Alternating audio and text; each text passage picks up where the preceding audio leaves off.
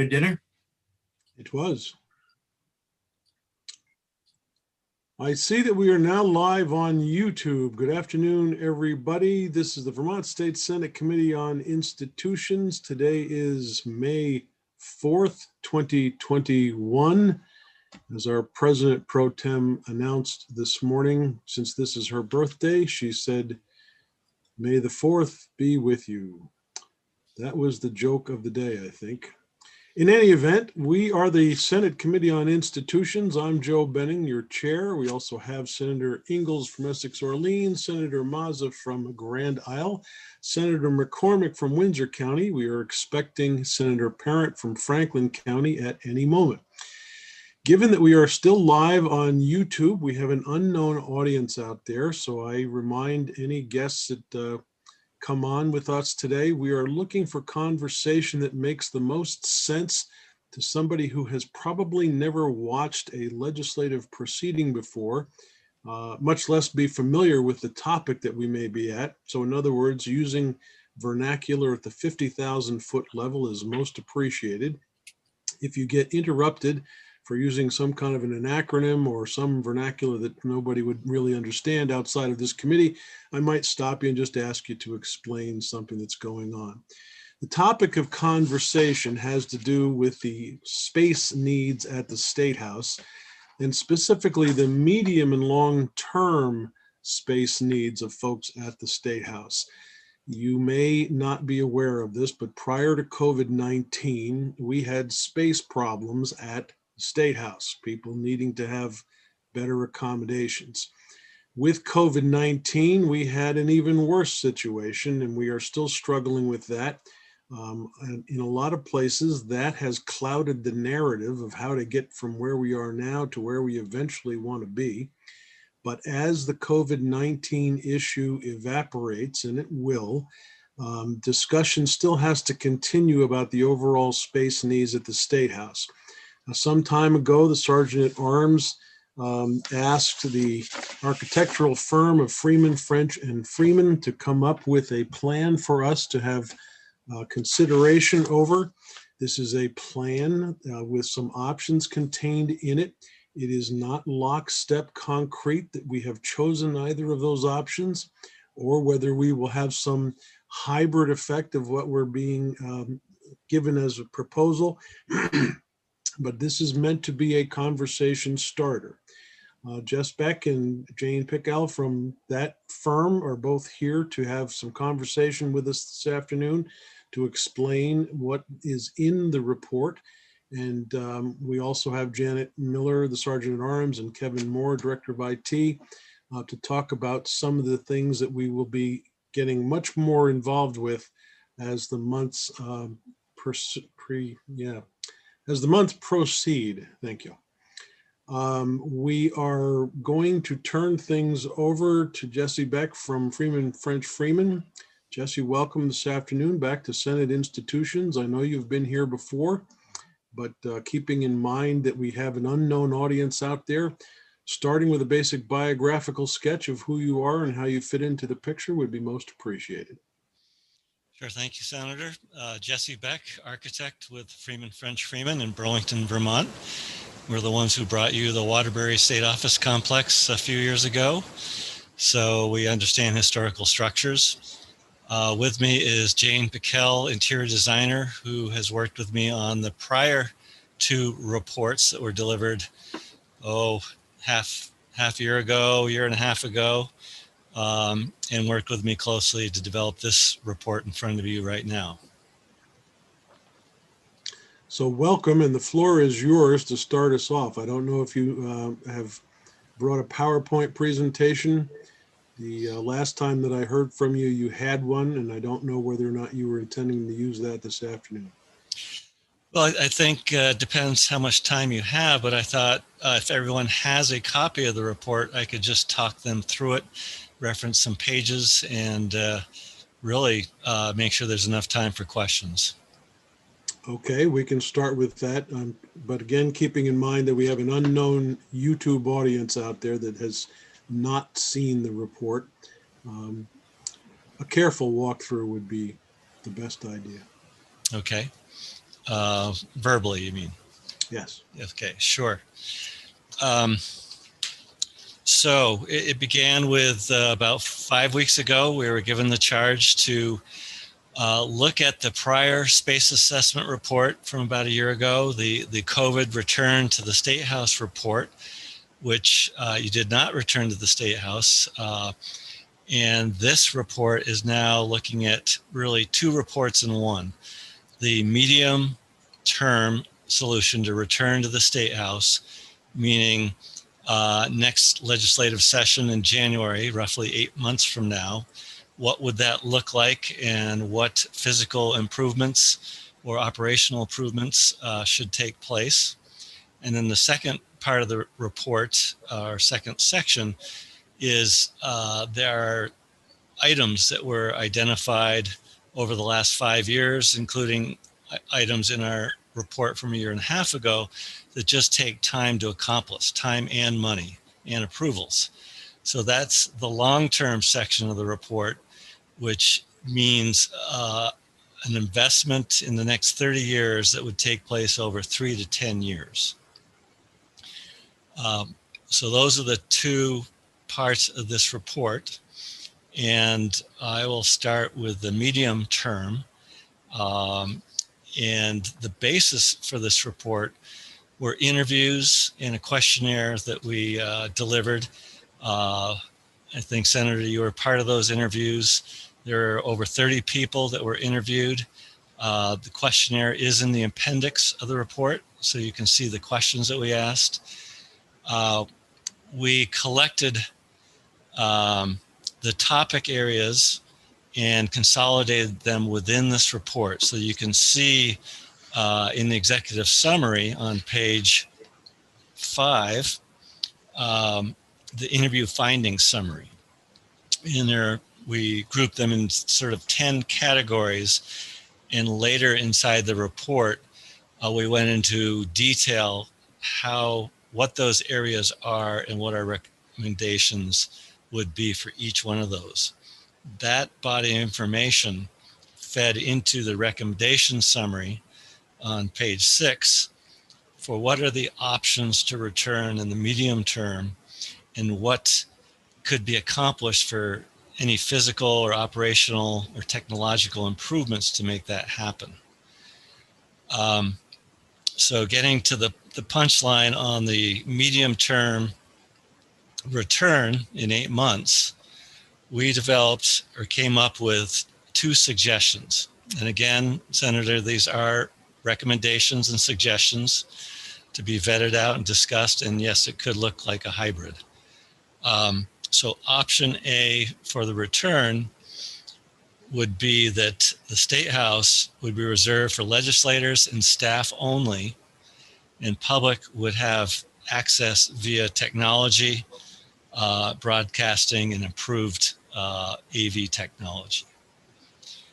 Option B opens up certain areas to the public, but primarily uses 133 State Street and possibly 109 State Street, the larger rooms that have been accommodated for in the lower level and the top level of 133 State for the public and committee rooms and hearings. But you would still need to rely on AV technology to get the most out of the session. Can I stop you for just a moment? Relying on AV technology for public access, was there any conversation with Ledge Council about the constitutional requirement of having the building open to the public and whether or not that AV access met constitutional parameters? There was discussion, but no conclusions. Okay.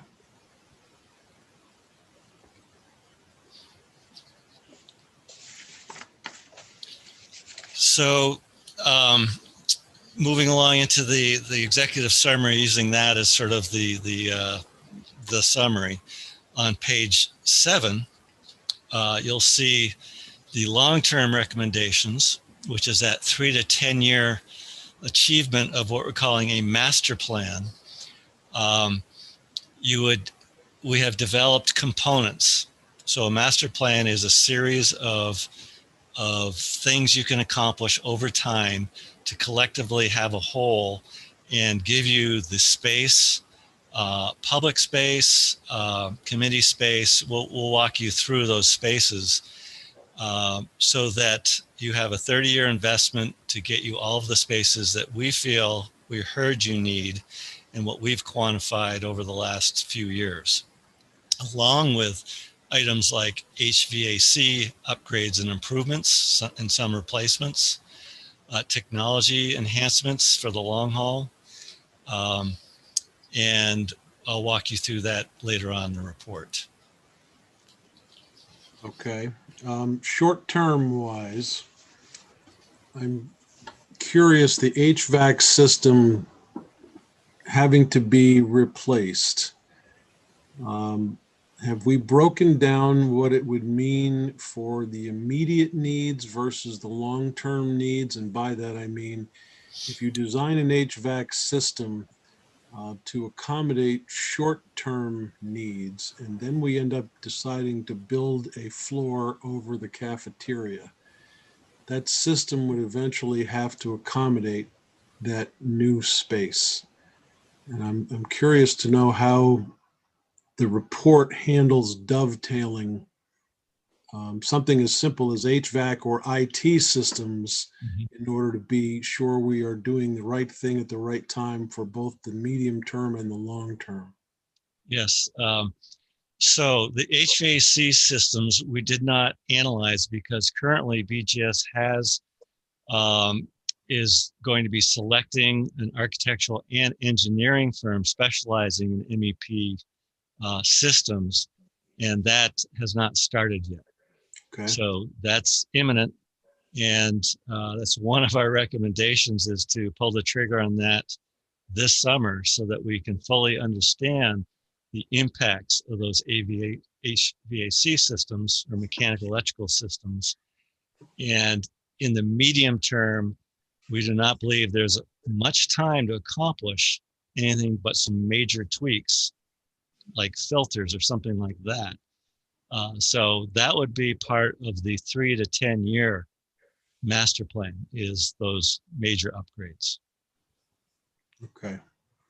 I want to pause for just a second and ask if committee members have any questions at this stage, keeping in mind we're still at the tip of the iceberg in this conversation.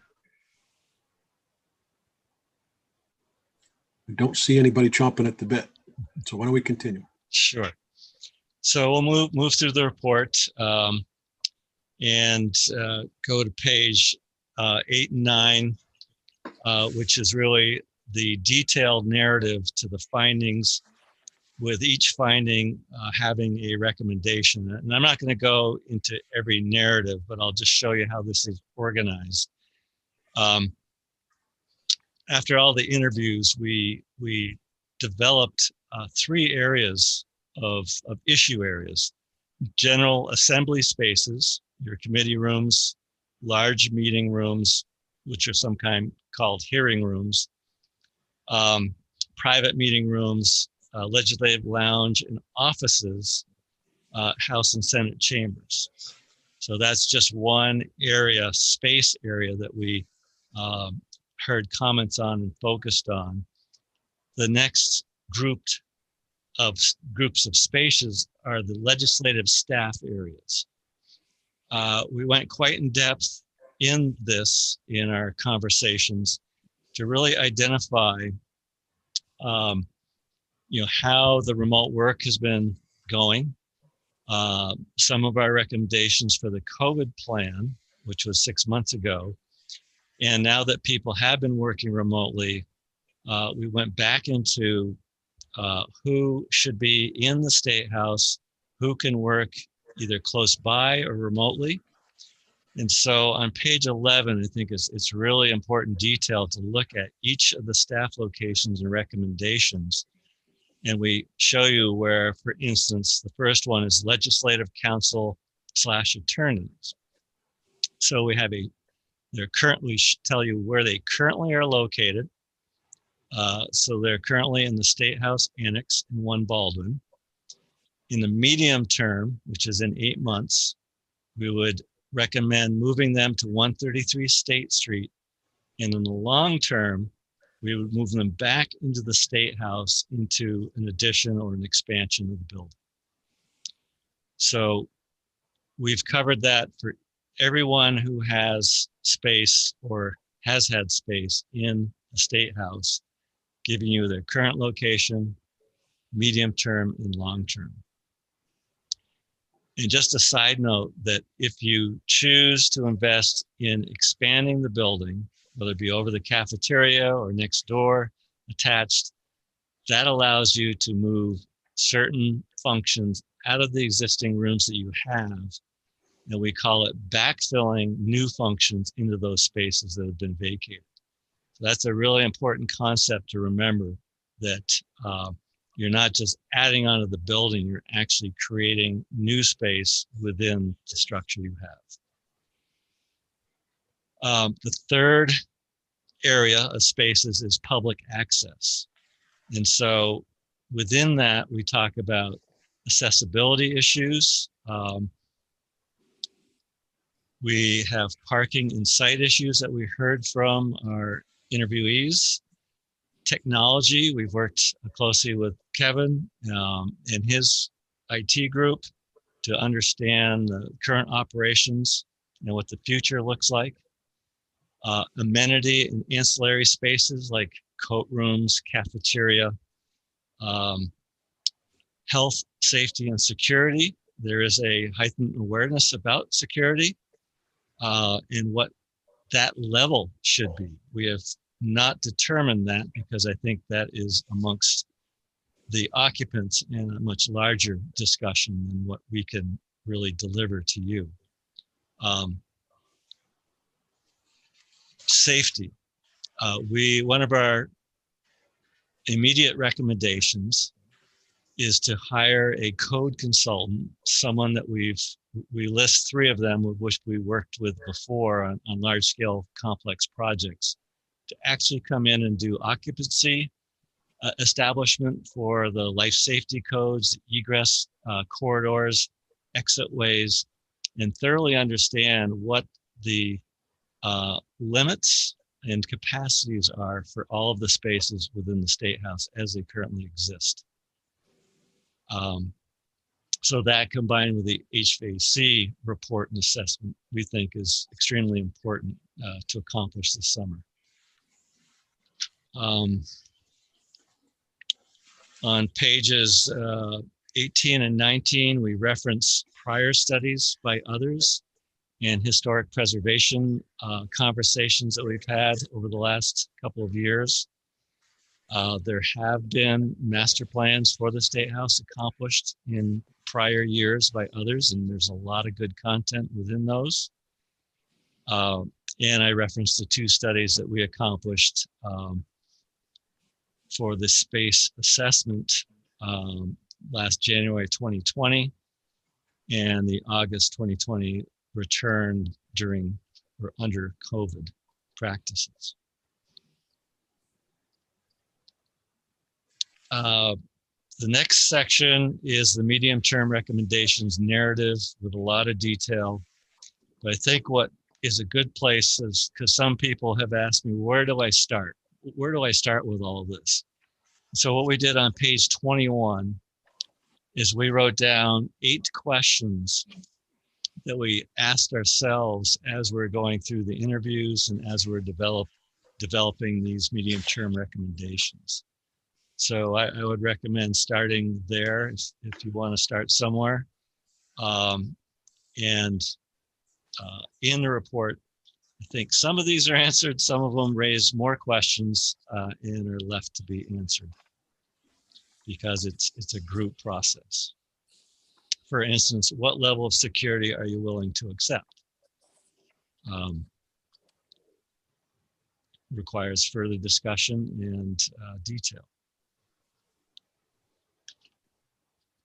So the narrative keeps going with pros and cons on page 22, written narrative. But I think the visuals are best seen on page 25, where we actually list the physical improvements that we believe you can accomplish in 8 months, and we color code those into the floor plan. So let's look at page 25. It's the main level, the ground level, where you, if there were to be one secure entrance, that would be through the current loading dock where your health station exists. Just let me stop you for a second and see if I can either get you or Denise to pull this page up on the screen so that our viewers at home can actually see what we're looking at in the report. You want to turn it over to me or Denise? Denise, can you screen share?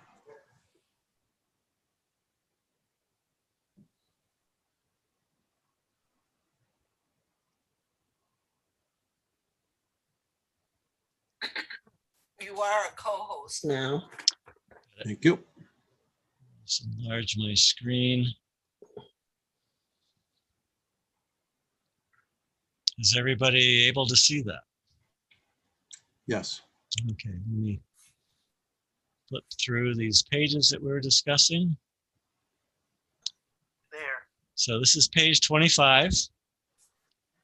And you can see the color coding on the right, upper right, very similar to the report, the space assessment from January 2020. You might have to increase the size of that if you can to get that so people can see it.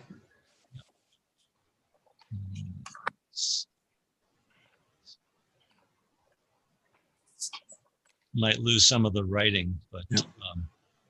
Is that better? Yep. All right.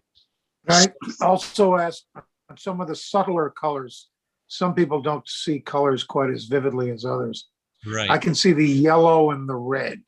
Okay. Otherwise, it's hard to know what the other colors are. Okay. Sure. And for those with the color issues, we have the A, the letters correspond to the writing down below. Okay. So when you look at the Legislative Lounge, it has an A in it. Down below, A says convert that to a legislative committee room because it's a nice large space. And further in the report, there's a picture as to how it was set up for COVID, which wouldn't be exactly how you would set it up now, but it's a large space to be used as a larger committee room. And in option B, you could allow public to attend if you chose to do so. So currently the room listed as C in blue is the agricultural room on the main floor. Correct. And your plan or your thought was to move that where? We have not designated any committee rooms specifically for committees. That's left to be determined by others. Okay. But what we're saying is that will be moved to a more appropriate committee room of the proper size. One thing the space assessment brought up in the prior report still holds true is your committee rooms are just too small for the amount of people put in them. So in the short-term recommendations, you'll see as we go up the building, we are looking to find larger rooms for committees and take down a couple of walls in the not so historical part. The entire building is historical, so I want to make that clear. But there are a couple of rooms where walls could be removed without damaging the historical integrity of the building. But staying on this floor, you can also see the annex level in the in G, H, and J. And so you can follow the writing or you can follow the color coding to see what those spaces are being used for next January.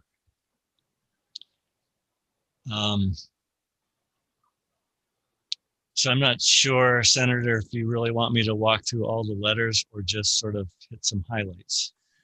Well, I know it's a little time consuming, but I think this is an important part of the conversation. So we probably ought to get into some detail over what these designations mean.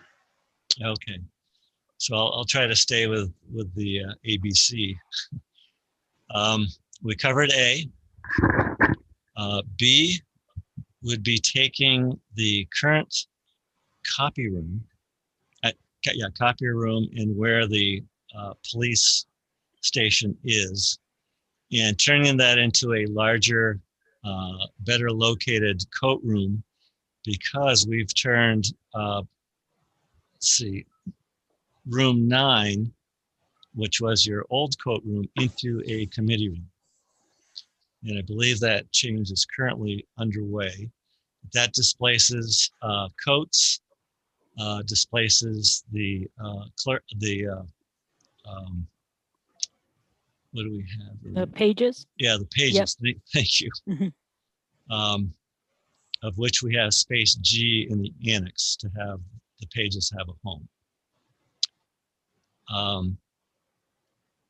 The Capitol Police would locate to room 26, which was the small Senate Ag space. Okay. And a little, pretty much in a similar location next to K, which we believe is the best place to have a secure entry and health check station as it exists.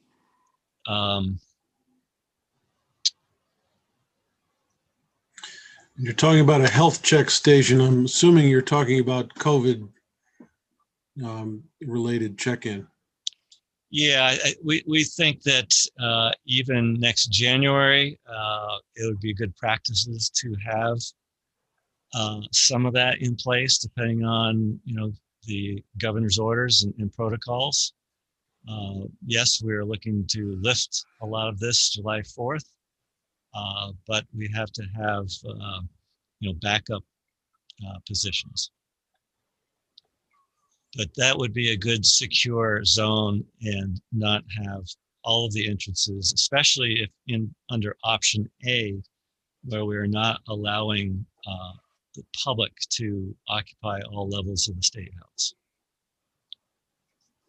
Okay.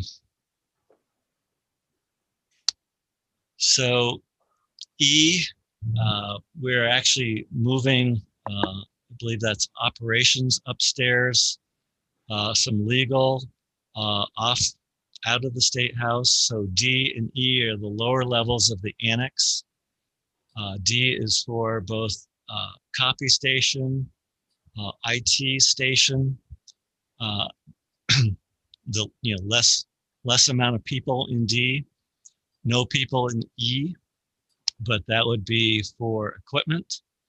We have IT in some less desirable basement areas with no humidity control, no controls. So E would be reserved for unpopulated space. Where would the boiler system be? There are 5 locations of boilers and mechanical areas. So currently there is none in E. So they still exist where they exist. For instance, between B and A is a large mechanical space. That's one of your prime central mechanical spaces. Okay. It's not designated because it's not moving.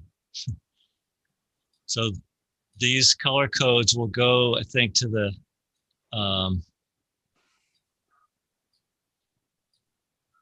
let me get to size. So the next page, moving up a level. Mr. Chair?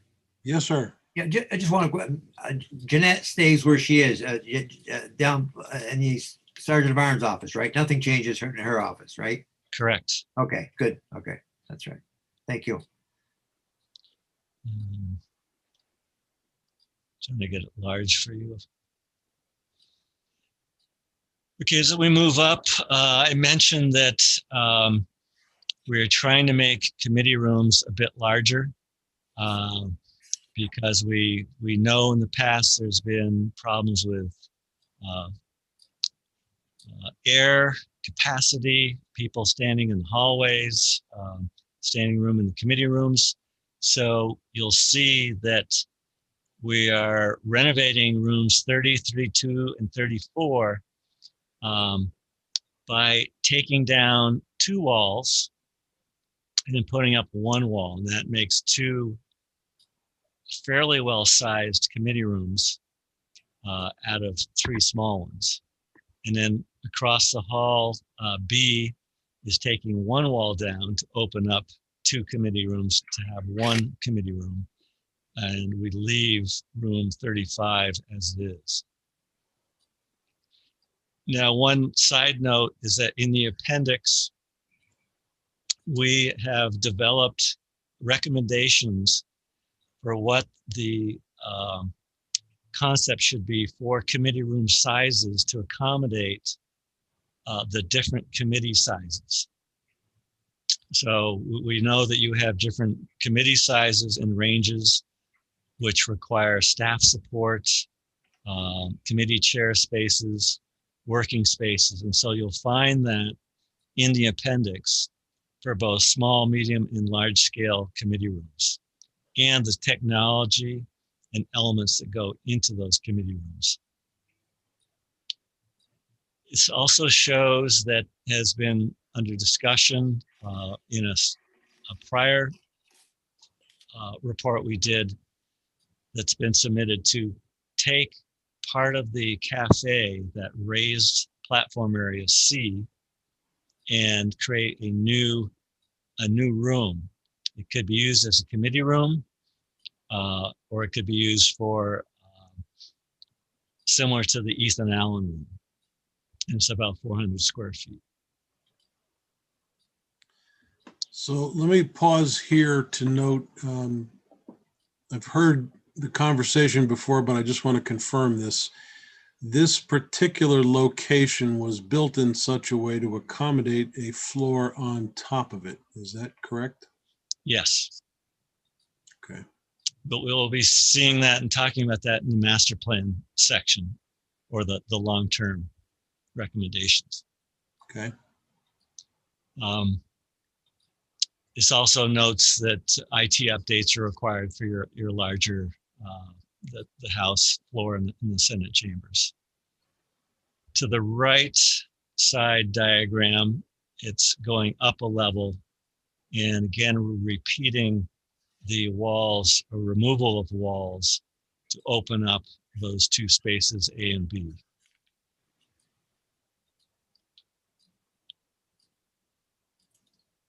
So now,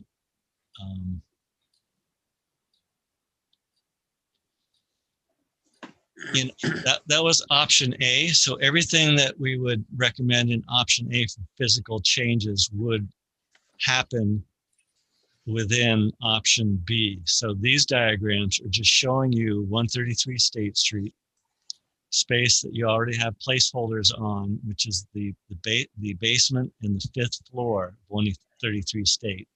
And in the middle is the allocation of space that exists that is open for IT server room. It also shows you, let me see if I can enlarge those. You'll see pictures of what has been set up in the basement of 133. This is not really exactly how you would do it post-COVID, but this is showing our intentions through the COVID return study of 6-foot distancing and insertion of IT to accommodate committees. Same thing on the 5th floor, the right picture. And then on page 29, there are a couple of spaces that would be prime suspects for the 109 building. One of them is being used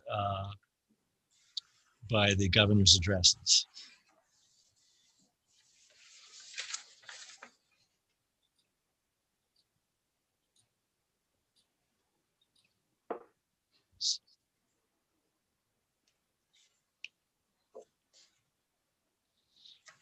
So it all comes together on these 2 pages, the medium-term renovation cost estimate and the medium-term schedule on how we think you can accomplish this month by month. So on page 30, you'll see a list of the physical changes 1 through 10 with the associated cost estimate for option A at rounding $1.8 million. And adding on to B, you would have that expenditure along with other expenditures for a total of $2.4 million. Let me stop you just at that moment. And Catherine, are you on?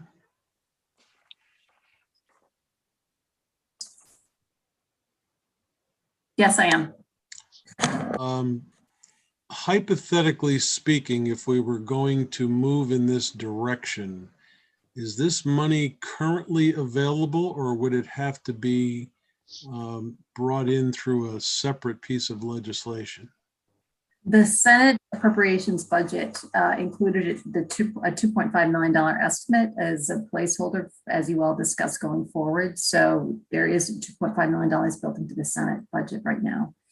It is using the CRF funds, which if whatever that need to be spent by December. So this work dovetails nicely with that as well. If for other work, we'd have to use other funds if it was going to go on past December, but you have federal funds available. Okay, thanks, Catherine. Jesse, going back to you, if in fact we were to, and again, this is hypothetically speaking, but if we were to pull the plug on moving in this direction today, how much time are we talking about in order to accomplish these tasks? So to show you the month by month schedule, look at page 31, and it is a pretty fast timeline.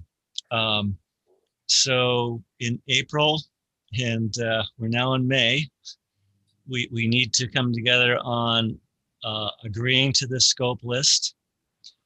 Then that would put into process, bring on board the proper consultants to achieve this, identifying the proper vendors, because a lot of this budget has to do with technology.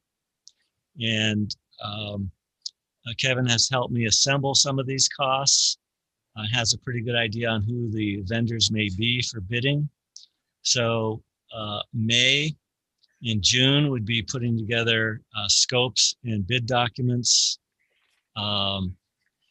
selecting a construction manager to help us move at this fast pace. And then July would be bidding, contracts, and procurement, leaving you August, September, October, November, and December to complete your construction. And that's... How do you see BGS fitting into this picture? How do they, what involvement, I guess, do you see BGS having in these steps? I would think they would be involved, but that's really up to you all. We accomplished a lot of projects with BGS. We would definitely have to move this along at probably a little faster pace than normal. But we were very selective with the list of what we can accomplish in this time frame. And has BGS been consulted about these time pieces to figure out whether or not they see this as realistic or not? We had conversations at the beginning through the interview process, but they have not responded to the written report yet. Okay.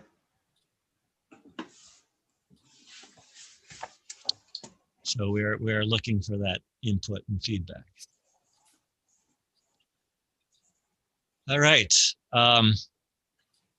jumping into what we're calling the master plan or the long-term recommendations. Again, is a lengthy narrative talking about the series of components that build together to create this 30-year investment being accomplished 3 to 10 years.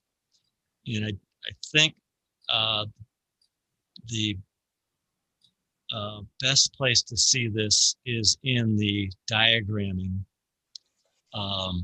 So I'm going to skip the narrative and go to page 35. And a bit larger. Can you all see that? Yes. Yes. Can I pause again and ask Senator Mazza? Apparently, at one time you were involved in the conversation. This is long before pre-COVID times, long before the turn of the century, perhaps. But my understanding is that you have some familiarity with the cafeteria being designed and constructed in a way to accommodate an additional floor on top. And I've noticed on page 32 that this report relies on information that the cafeteria was designed and constructed with the ability to add another level above, but that Freeman French Freeman has not reviewed any structural information confirming this. I don't know, Dick, if you have any independent recollection of this conversation. I just want to make sure that. No, I haven't, Mr. Chair. I do not recall this. No. Okay. So just to be on the safe side, we are presuming in the next pieces of conversation that the cafeteria can indeed accommodate another floor. Correct. We're making that assumption. Mr. Chairman, Yes, sir. Mr. Chairman, Yes, Dick. purely anecdotal. Yeah, purely anecdotal. But when I served on institutions many years ago, we routinely spoke as though it was understood that you could build up from the cafeteria. But I don't know if that was true. I'd say it's purely anecdotal, but Okay. take it for what it's worth. But it is something we have to get confirmation on before any long-term assumptions are made. Sure.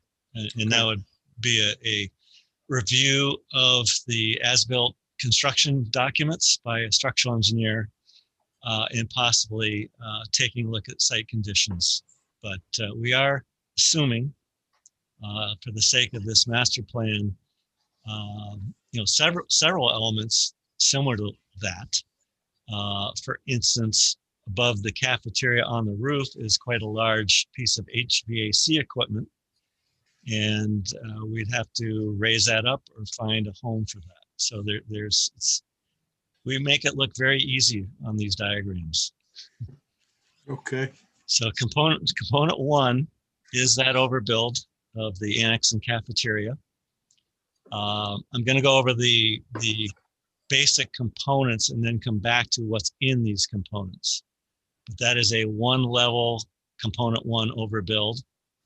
To the west is a 3-story component that we're nicknaming the public house, which is just that. It's providing a new secure entry for the public to come and go from, to collect in, have bathrooms, elevators, ADA accessibility, and then link that back to the center core between the State House and cafeteria building.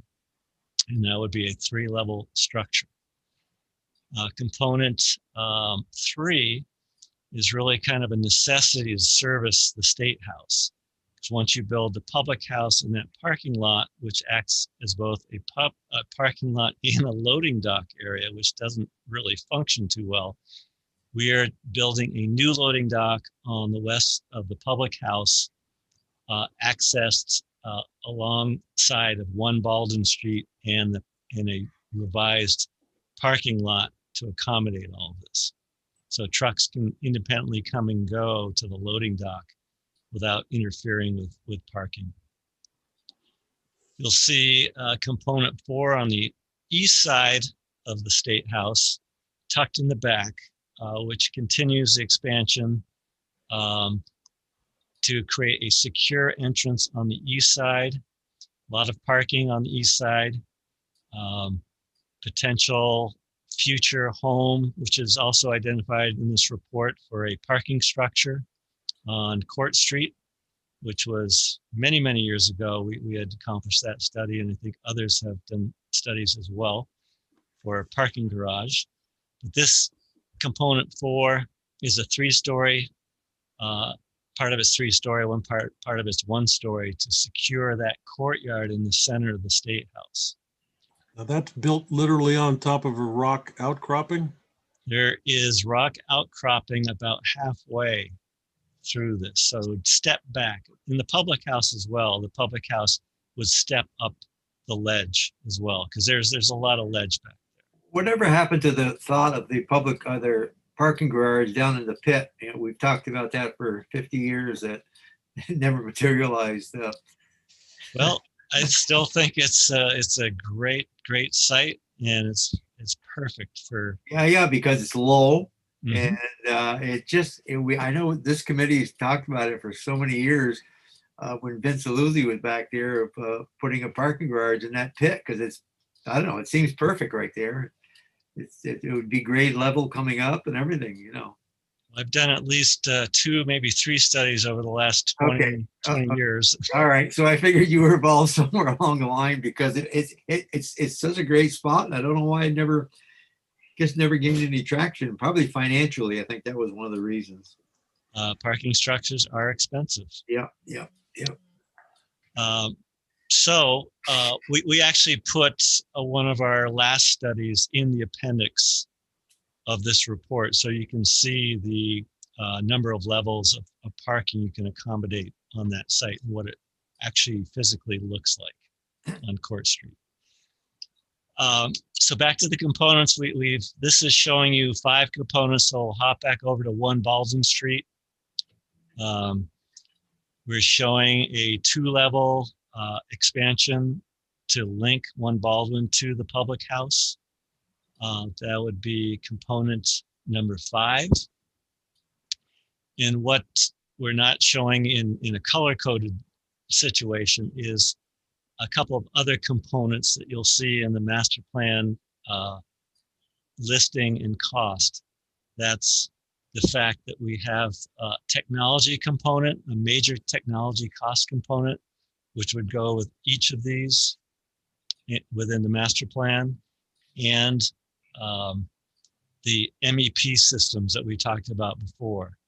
Each of these can have systems that would interact with the historical State House HVAC systems, or MEP systems. So it's quite a large complex when it comes to mechanical systems.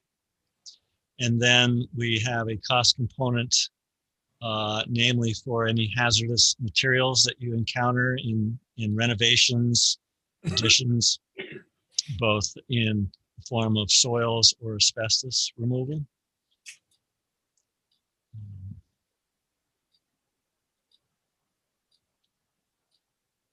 So the next series of diagrams are space concepts.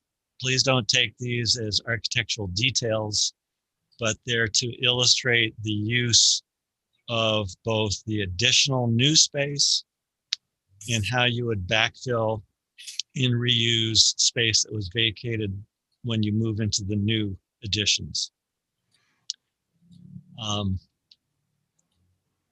don't think I'm going to go through these in high level of detail, but in general, we are trying to achieve public spaces so that this building over time can accommodate a lot more public, and that public can interact in appropriate spaces with legislators and staff throughout the building.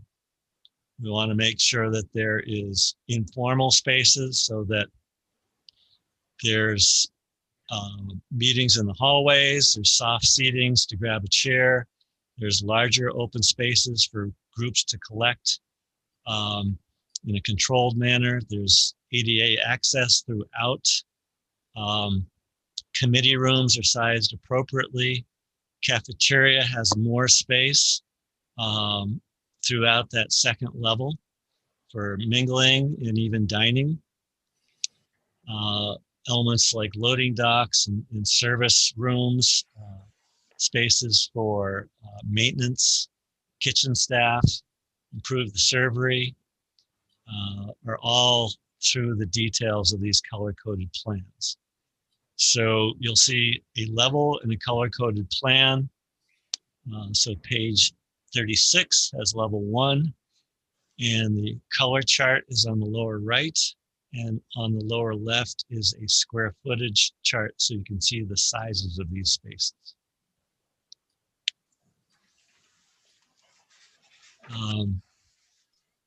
Going up to level 3, you'll see a lot of green, which is our committee rooms, and each of those square footages within those committee rooms correlate to the appendix where we show how that committee room would lay out and the number of occupants it can safely accommodate,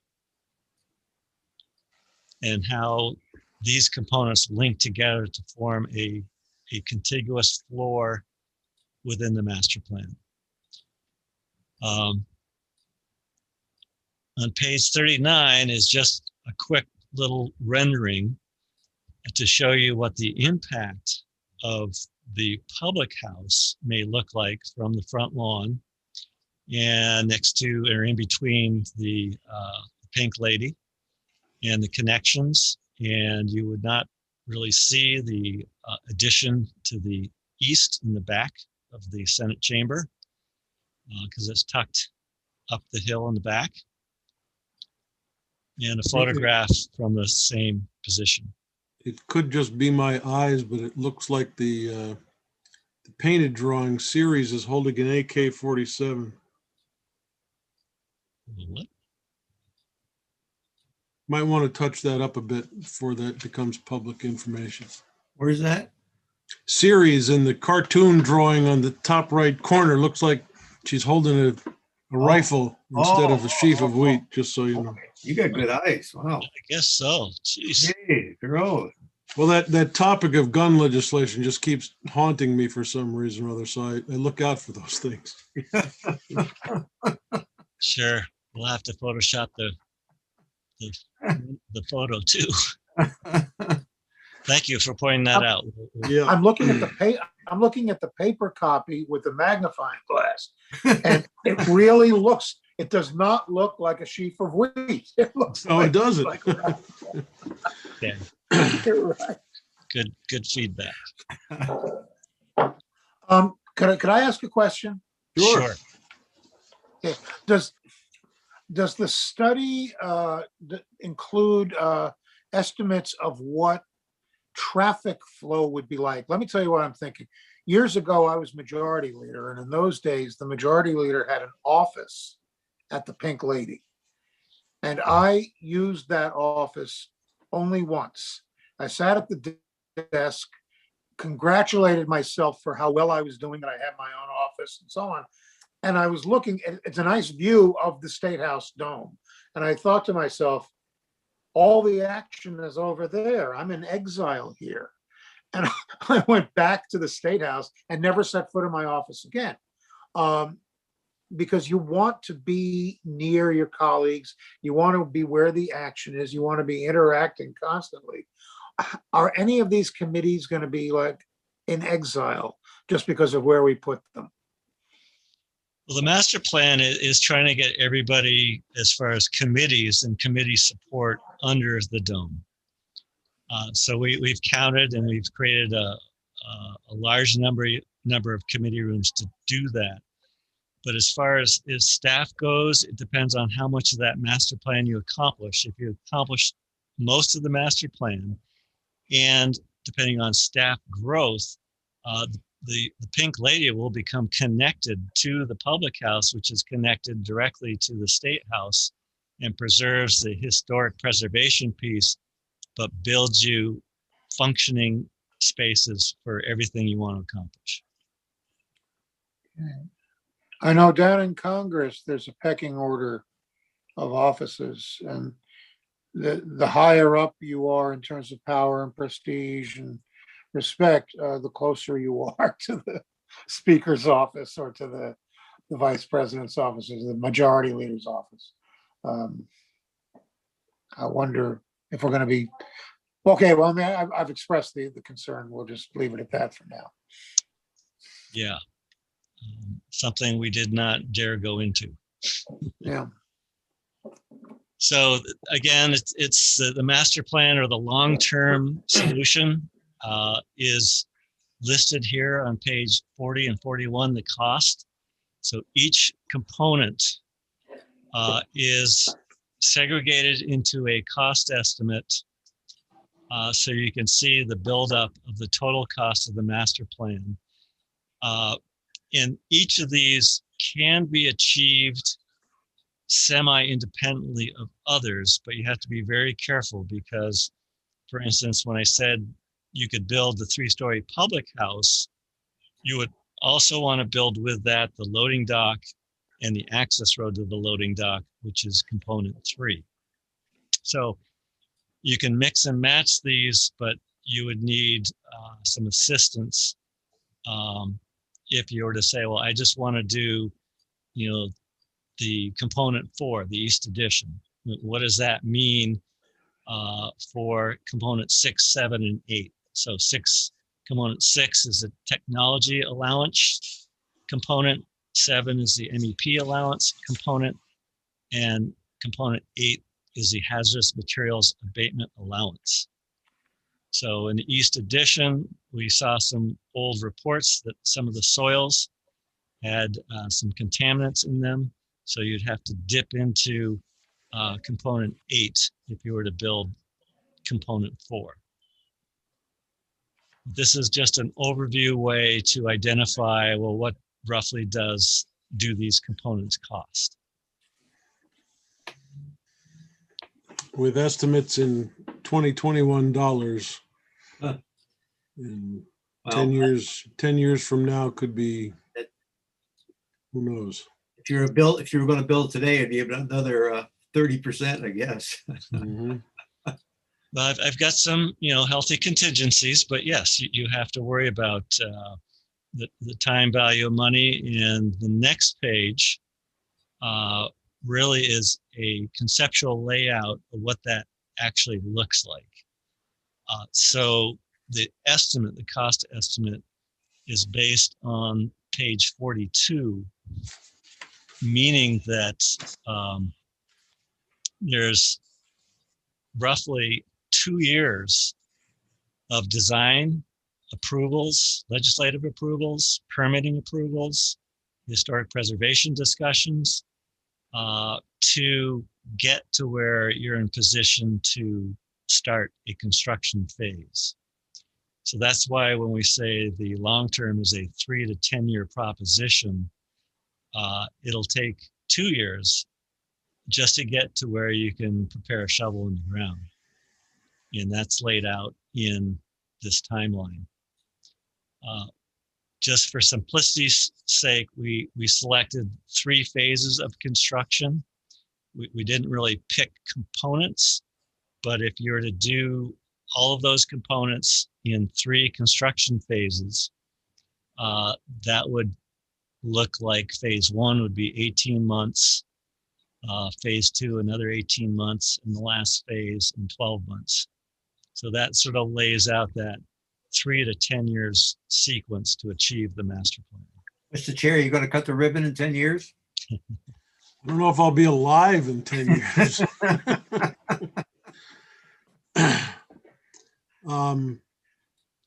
Well, let's pause here. Jesse, if you had anything else in the report you wanted to talk about. No, you'll see the next page has the list of items within the appendix, of which I've touched down, I think, on all of those components. So I think. And you did not have any pictures in your Court Street parking study. Yep, the last, well, I can get you there. So this is really worthy of study, or the concept for ideal committee rooms. So please take a look at these because it addresses, 5-person committee room, the 7-person committee room, the 11-person committee rooms, and what a typical large hearing room might look like and how the furniture might be arranged with technology. And then the last page, we threw in the 2001 Court Street parking study and some renderings and some plans on what that might look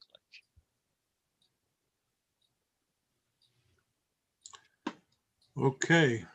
Well, if we could take that down from screen sharing, please.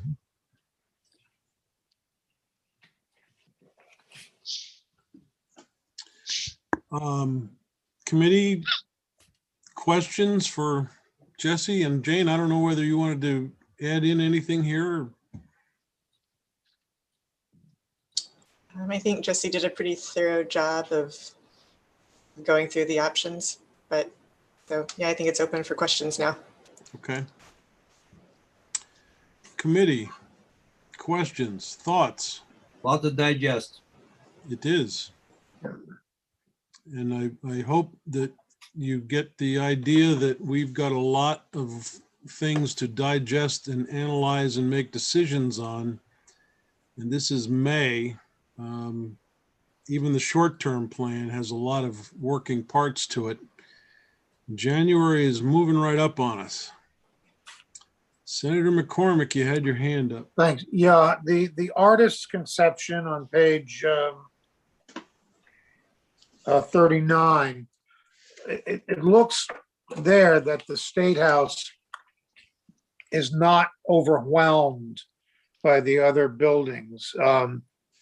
How confident are you of that? And have you been doing real like mathematically based view sheds work or?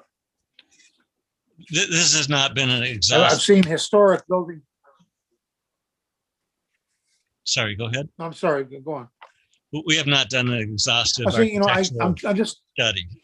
This just gives you a taste. This is yeah, mathematically correct with photography in our plans, our sketch plans being brought into 3D. But it just starts the conversation about this does not overwhelm the views from Main Street or different view sheds in the city. Other master plans, we got direct feedback that please don't do what they did before because it did have too much of an impact on the state capitol historic piece. So well, yeah, and in a place like Lower Manhattan, it strikes me as sort of telling an important story that you've got really old architecture and completely overwhelmed by the new architecture. Well, that's New York. Mhm. Saying here's our history and here's what we are now. But this, as the capital of Vermont, I think the State House should still be the dominant architectural feature there. And I think we need to be careful about that. very good feedback, and we totally agree. And we've had conversations with David Sheets in the interviews areas, talking about prior master plans. Part of our philosophy is that the State House should be the dominant historic building in the state, and anything should be a light touch for an addition. This alludes to using little different materials so you don't try to replicate the historic look and components, but it's just the tip of the iceberg to open up a dialogue.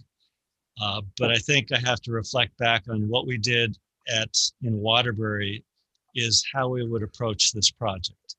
The historic core was the very important dominating factor, and the new addition we believe is very successful and to scale behind that historic core as a support building, not the dominant building. Mr. Chair, in any of your conversations, have you discussed financing of something of this magnitude? Has that come up at all? Whether, I mean, we're talking millions and millions and millions of dollars. Would that be capital? Right. Would that be federal? I mean, Well, the federal money is a big unknown, as I understand it right now. There are no committee understandings across the board in our building, as far as I know, about parameters, what strings are going to be attached, how much is eventually coming down the pike. The only thing I know is we have short-term funding that needs to be spent before December, and that chunk of 2 million plus could be used to get us started in the conversation. But right now, I don't know, Catherine, you can correct me if I'm wrong. I don't see anybody having a true handle on the parameters of money coming down the pike. I think that's correct. If you remember though, in your capital bill, you put in on the federal money that we think will be 113 million.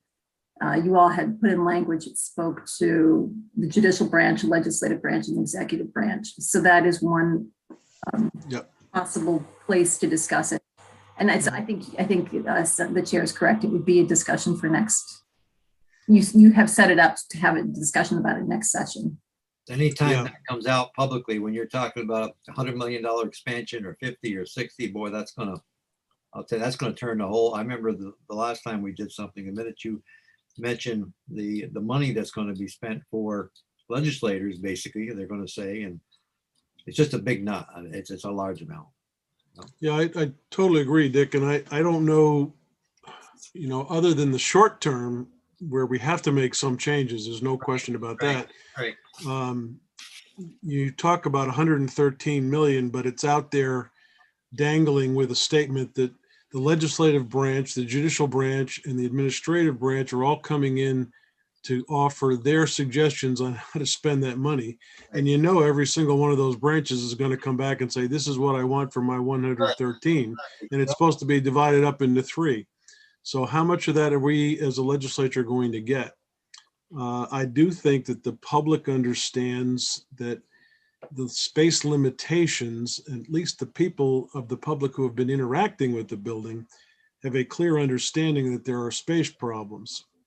Whether we can do things like combine with the city of Montpelier to get a downtown parking garage right behind the Thrush Tavern remains yet to be seen, but there are certainly space accommodations and or IT intermixed with those space concerns that will resolve a lot of our short-term issues. But Kevin, that's where you're about to come into the picture, and I don't know to what extent you're willing to participate in the conversation this afternoon, but I guess from just a 50,000 foot level, this is a hypothetical statement, and it's been bannered about by some people, but it's a hypothetical statement. If legally and constitutionally, the legislature is able to say each of the existing committee rooms has space capacity of X. And let's use our committee room as an example, room 7, 225 square feet of space, as I understand from this schematic. If that room has capacity limitation of, say, the 5 committee members, Ledge Council, JFO, and the committee assistant. Who am I missing? Seems like there's one more in there.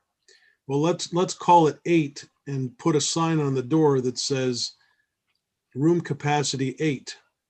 The 9th person comes along and says, I want access.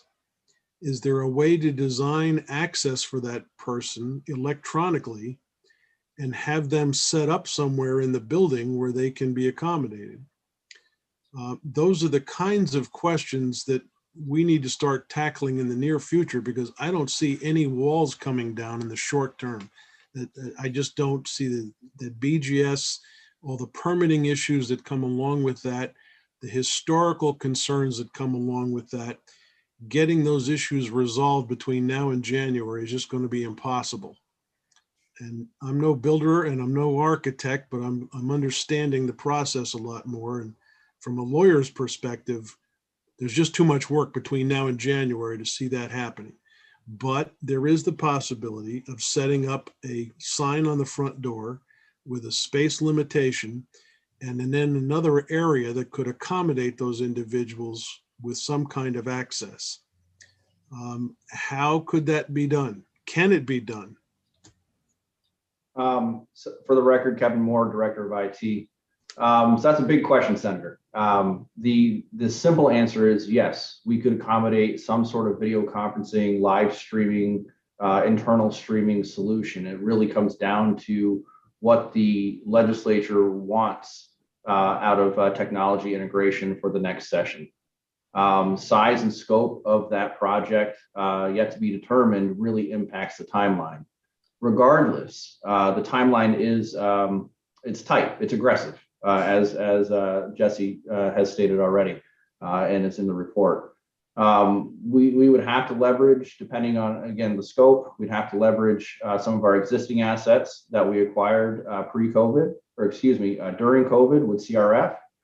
We did acquire those assets with the intent to reintegrate those back into the State House when and if that time came, but it's not enough to outfit every existing committee space.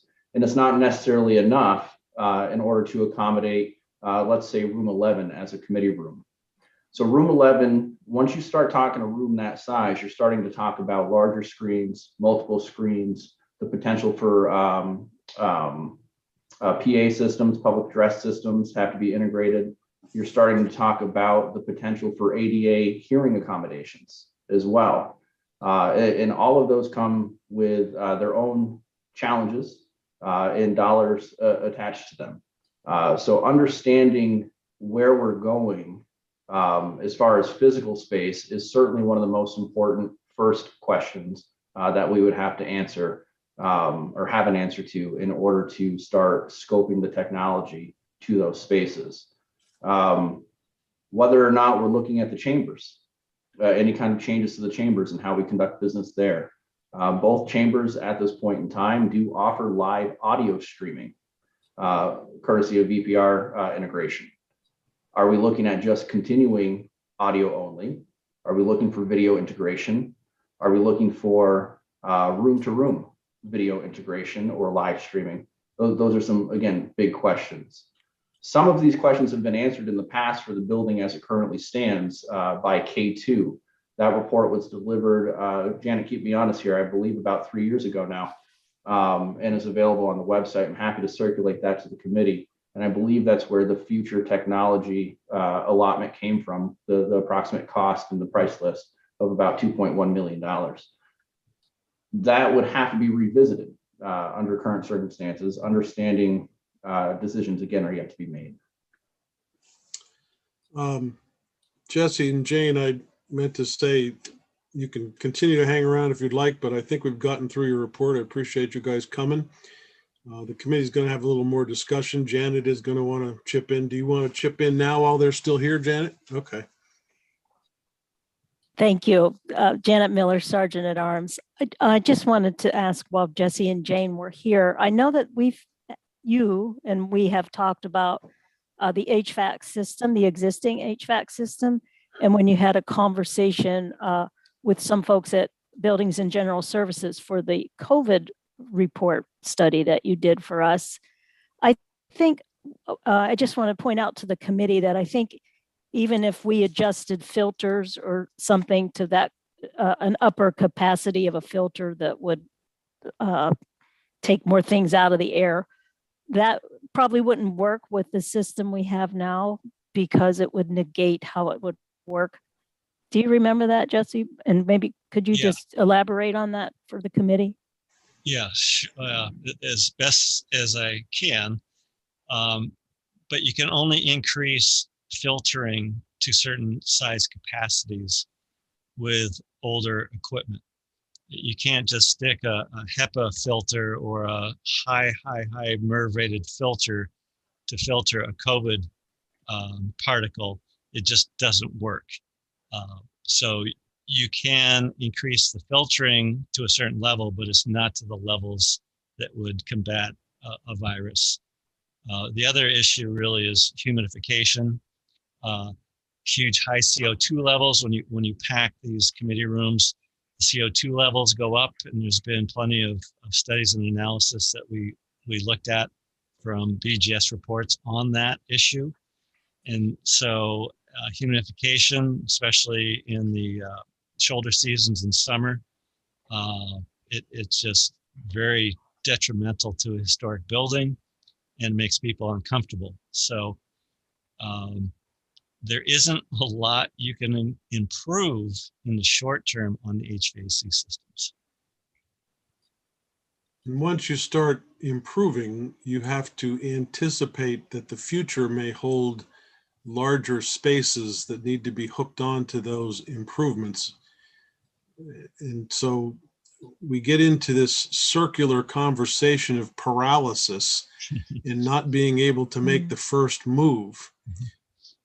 I want to just send out this note for the public, especially, that the narrative thus far has been wrapped heavily around the existence of COVID-19. I am not sure how we will ever get off the ground if we continue the conversation based on COVID-19. It may be that while COVID-19 is in existence, we have to continue on Zoom and have no choice. But I'm not sure that we can become paralyzed in the future on that narrative that causes us to try to bite off far more than we can possibly accomplish. And the last thing in the world I want to see happen, it really boils down to, I got to get Bobby Starr a new committee room. And we've been talking about it for 2 years and haven't been able to have it happen. And it's all wrapped up in this conversation. Somehow or other, I personally am convinced the narrative has to change, and we base the assumptions on COVID no longer being in our way. Because as long as COVID is in our way, Zoom is our only alternative. So a lot of these questions about building, they get set to the back burner, and that's not a big issue as long as we're Zooming. Once it leaves, and there are, it should be stated here, I stated it earlier this morning, but our rules right now are temporary. We're outside of the building on rules that are temporary, and those rules go away at the latter of one of two events. Either the governor's executive order expires or the first week in January comes along.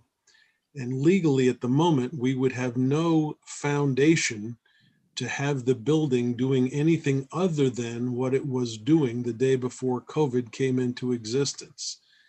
So having that understanding, we either have to change the legal narrative or be real confident moving forward that we are legally entitled to use our exclusions of people from the building and not being afoul of the Constitution, or we're going to assume we're going back into the building exactly the way we were back in March, first week in March of 2020. So committee, this is, the conversation is massive, and the point of this conversation today is to try to just get people thinking about the medium term and the long term. When I say medium term, I'm talking about between now and January, frankly, because there's no such thing as a short term anymore. We've got to make some serious decisions about what's going on in January. And I'm operating right now under the impression that the governor's executive order is going to expire, or the first week in January is going to come around, and we're going to be left without legal authorization to be doing anything other than what we did the first week in March of 2020. So I suppose one last thing to talk about there is that this morning the Joint Legislative Management Committee met, and there are, just within the past 24 hours, conversations about what committee is going to be officially in charge of making the decision about how we are going back into the building and when. But this committee and the House counterpart are going to be integral to that conversation, which is why we're talking about it right now. We'll be talking about it some more tomorrow, and I wouldn't be surprised if we're talking about it some more after we adjourn. That's a lot. sorry to rant and rave, but It- we've got a lot on our plate. Janet. I'm sorry, Senator. I just want to make clear. I didn't want to imply that in January, like just talking about these filters has to totally do with COVID-19. I just was kind of pointing out in general terms of the state of the HVAC system in a pre-pandemic time when we have a lot of people and someone has an average cold. And, I think perhaps people may be a little more sensitive to just average illness and things. And so that was kind of the point I was trying to make, because I Yeah, understand certainly what you're saying. If the governor lifts the orders and, people are going to have different takes on this. Yeah, Janet, I didn't want you to get the impression I was trying to poo-poo your ideas. No, In fact, we had a HVAC problem prior to COVID. yeah, that's, And the mold in the building is something that we've been battling for ages. But when we go to replace those systems to make upgrades, we now have to focus on the fact that we may be doing some major expansion in the building. And Right. those new systems that are coming in to replace the old systems have to be able to connect in a way that we anticipate those future expansions. So broadening that whole HVAC conversation is very important. The problem is we haven't made the decisions on either the short term or the long term on what we're doing, but those conversations have to take place and come to fruition in the next month or so in order for us to get true focus on how to handle this problem, both short term and long term. But you are correct. We have an HVAC system that needs to be corrected. I have heard, by the way, of some of our members saying they don't want to come back and get sick, even if it's a cold or the flu or whatever the case may be. I don't want to do that either, but I also believe we have an obligation to the public under the Constitution to have that building open somehow. Right. And so the simple idea of putting a sign on Senate institution's front door that says capacity 8, and once that is exceeded, the chair can say, I'm sorry, I can't let you in because we are trying to abide by the rules here. That will force people to seek another alternative on access to the room. And how can that be accommodated in the short term? We've got to start talking about it. So I appreciate the fact that you and Kevin are here. You're going to hear a lot more about this because I'm getting on a rant and rave with leadership, and they're going to get tired of hearing from me, just like you guys are right now. plug my ear. Can we take a vote? Yeah. I make a motion. I was going to say, I don't have anything else to rant or rave about. But again, Jess, Jane, Kevin, Janet, appreciate you guys all here. Catherine, as usual. I don't have anything else for today. We're going to come back tomorrow and talk to some of the stakeholders that want to at least be able to say they were listened to in the process. And we're going to try again for that on Thursday. We're going to see how that works, but we'll talk more about that tomorrow. Anything else anybody wants to say? No, thank you very much for listening to us and going through the report. There is a lot. How many times you've done this, Jesse? About 35 already or what? A few. It's always a pleasure. Well, in that case, Russ, you're due for a motion. Thank you. I'll take that as a motion to adjourn. All right, Denise, we'll talk to you sometime tomorrow. And, Yes. Everybody have a great night. And Dick, Chair, don't we're- forget, we got a 4:30. I got to call and see the numbers because I don't know if I have them or not. Okay.